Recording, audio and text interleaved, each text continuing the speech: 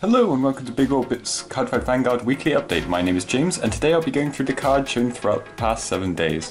First of all, we have Steam Knight Shulgi. He's a grade 2 for Gear Chronicle. He has Auto, Rearguard Circle, Counterblast 1. When this unit attacks, you may pay the cost. If you do, this unit gets plus 4000 power until the end of the battle. If this unit is boosted by Steam Gunner Shusin, until the end of the battle, your opponent cannot call grade 0 cards from hand to Guardian Circle.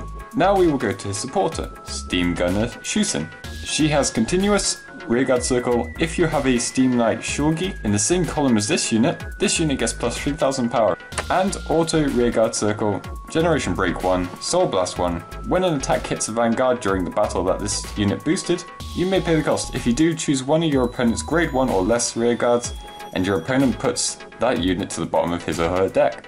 So both of these units together make a 21 Silent Tom column, which is also pre-G. The only generation break is the effect that puts the card on the bottom of the deck, and that doesn't even have to boost Shulgi, it can boost anything for that one. This can be used in any Gear Chronicle deck, though they are not Zodiac Time Beasts, so it's going to fit in some more of the niche decks like Legion and Kronos Command. Thunderstrike is going to get a lot of acceleration in this set. The new Vanquisher grade 3 is Dragonic Vanquisher Sparking. His first skill is Auto Vanguard Circle Thunderstrike 4. At the beginning of your ride phase, Countercharge 1 or Soul Charge 1. Your opponent chooses a card from his or her drop zone and binds it face up.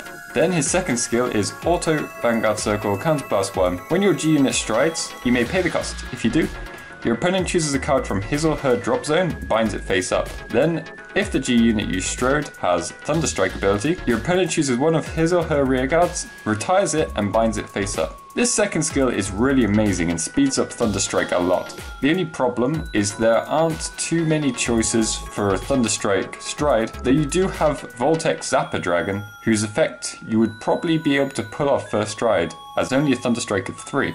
Another good choice for the first stride would be the new Conquering Supreme Dragon, Dragonic Vanquisher V Buster. He has 2 skills of Act Vanguard Circle once per turn, Soul Blast 1, and choose a face down card from your G zone with the same card name as this unit and turn it face up. Your opponent chooses one of his or her rearguards, one card from his or her drop zone, binds them face up. If the number of your rearguards is greater than the number of your opponent's rearguards, until the end of turn, choose up to 3 of your units and they get plus 3000 power until the end of turn. And his second skill is Continuous Vanguard Circle, Generation Break 3, Thunderstrike 7.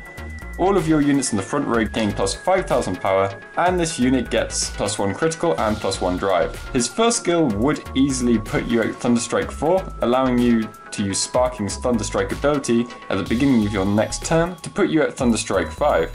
Which gives you the chance to go into VMAX for the second stride. The second ability is also great, as the plus 1 drive is very important for Narukami, as they do lack in drawing abilities. Hard Rod Draco Kid is the forerunner Narukami players have been dreaming about. He has Act Rearguard Circle Rest this unit. Your opponent chooses a card from his or her drop zone and binds it face up. If he or she could not bind a card, you countercharge 1, choose one of your units with Thunderstrike ability, and it gets plus 3000 power until the end of turn. This is why it would be easy to get Volper for your first stride, as nothing has to hit, and you don't have to rely on resources to get this skill off. His second ability is Act Rearguard Circle, Thunderstrike 4, Counterblast 1 and put this card into your soul, choose one of your units and it gets plus 3000 power until the end of turn. Your opponent chooses one of his or her rearguards, retires it and binds it face up. This would be a great final use for him when you've used him as much as you need. I would recommend this in nearly any Narukami deck, as having access to Thunderstrike cards will help a lot, especially for Strides and G-Guardians. Remaining Moon Miko Kazuki is a nice bit of Tsukuyomi support. Her skill is Auto. When this card is discarded from hand for the cost of Stride, if you have a card with Tsukuyomi in its card name on your Vanguard Circle or in your soul, draw a card, choose one of your noble units. Until the end of turn, it gets plus 5000 power, and Auto Vanguard Circle Rearguard Circle. When this unit's attack hits Vanguard, choose a grade 3 card from your drop zone, and you may return it to your hand. So not only do you get a draw to make up for the usual discard, but as Tsukuyomi only has to be in your soul, you can have something like Susan on your Vanguard Circle to get a second draw when striding, helping out a lot when it comes to the Oracle keyword. There aren't too many noble grade 2s, though the power-up is a good target for the grade 2 Tsukuyomi, who would otherwise not be doing much other than being a 9k vanilla. Dawning Moon Miko Kazuki is a grade 2 support for Tsukuyomi. Her first skill is Act Rearguard Circle once per turn, Soul Blast 1. If you have a grade 3 or greater Vanguard with Tsukuyomi in its card name, look at the top card of your deck, put it on the top or the bottom of your deck, and this unit gets plus 2000 power until the end of turn. And then she has Act, Hand, discard this card. If you have God Hawk Ichibiyoshi on your Vanguard circle, search your deck for up to one Goddess of the Crescent Moon Tsukuyomi, ride it as stand, and shuffle your deck. Giving you a better chance of getting that ride chain is always nice, but the shuffle does slow down the stack quite a bit.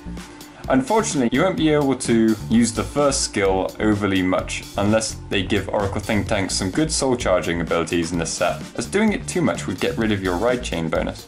Stealth Dragon Ungai is a grade 2 for Nubatama. Its skills are Auto Rearguard Circle, choose a card from your hand and discard it. When a dominated unit attacks during your turn, you may pay the cost. If you do, draw a card. This unit loses this ability until the end of the turn. And Auto Generation Break 1, when this unit is placed on Rearguard Circle, choose up to 2 of your rearguards and up to 1 of your opponent's units. Until the end of turn, increase or decrease the power of those units until it becomes 11,000. So now even if you try to keep only weak cards on the field during your opponent's turn, they can still find a way to dominate and make them strong enough to hit your Vanguard. We have a new Shadow Paladin G Guardian, Dragwiser Bronarch. She has Auto, when this unit is placed on Guardian Circle, reveal 5 cards from the top of your deck. Call all grade 1 cards from among them to Guardian Circle, and put the rest at the bottom of your deck. The calling will mean you get to activate any Perfect Guard abilities that don't have to be called from hand. This is also great for getting you to a higher ritual, because we will most likely be needing that in this set. If we've seen anything from Thunderstrike, then there's a good chance that the rituals will have a higher number too. I think one of these is best for the ritual boost, and then go into Plotmaker Dragon from then on, as he has the ritual 3 that gives him plus 10k shield. The last card of this week is a grade 2 Shadow Paladin, Sweep Aulna Sethlin. She has Auto Rearguard Circle Ritual 3, Counterblast 1, and choose another of your rearguards and retire it. At the end of your turn, you may pay the cost. If you do, retire all of your opponent's rearguards in the same column as this unit. This is such a nice card, and it's only a single R. This also bypasses resist, as you're not targeting a specific card, and gets rid of all those annoying back row units, which maybe sound like Commander Laurel or something like that. And that is everything for this week. Be sure to check out next week, where I'll be going through the cards shown throughout the next 7 days, and I hope to see you next time. Bye!